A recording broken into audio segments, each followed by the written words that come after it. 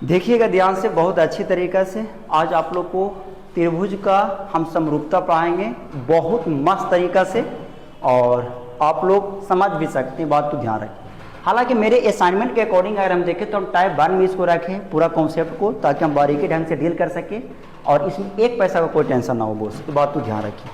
तो आपका क्वेश्चन में ये करा है कि समरूपता होता है क्या, जो पहले समझिए। ओवैसी दो वस्तु या कोई आर्टिकल कुछ भी जो मेरे भाई देखने में एक जैसा लगे, डेट इज क्या कहलाता है, समरूपता कहलाता है।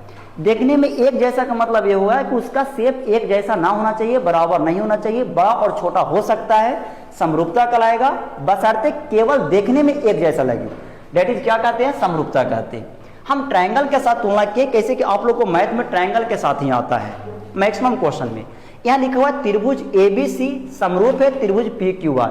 ट्रायंगल समरूप होता है कब, जब उसके संगत कोण आपस में बराबर होते हैं, जब दो कोण आपस में बराबर हो। आप जानते हैं कि जब दो कोण बराबर होगा तो तीसरा कोण अपने आप बराबर होता है, तो हम ये भी कह सकते हैं कि दो कोण बराबर हो या तीन कोण बराबर हो, समरूप कहलाता है। बॉस की बात को ध्यान रखिए। तो जब त्रिभुज समरूप होगा तो उसके संगत भुजाएं का अनुपात भी बराबर होता है, ये बात तो ध्यान रखिए। बात समझ में आया जी, बात समझ में आया होगा। इसके संगत भुजाएं का अनुपात भी आपस में बराबर होता है। प्लस में मेरे दोस्त, अगर त्रिभुज के अंदर में लंब डाल दिया जाए, क्या डाल दिया जाए, लंब, यानी कि लंब डाल दिया जाए बोस, तो उसके लंब की ऊंचाई का अनुपात भी बराबर होता है। अगर माध्यिका डाल दिया जाए तो उसके माध्यिका के अनुपात के बराबर होता है। और अगर मेरे दोस्त कोण समद्विभाजक रेखा डाल दिया जाए तो मेरे भाई क्या होता है कि उसके अनुपात के भी बराबर होता है।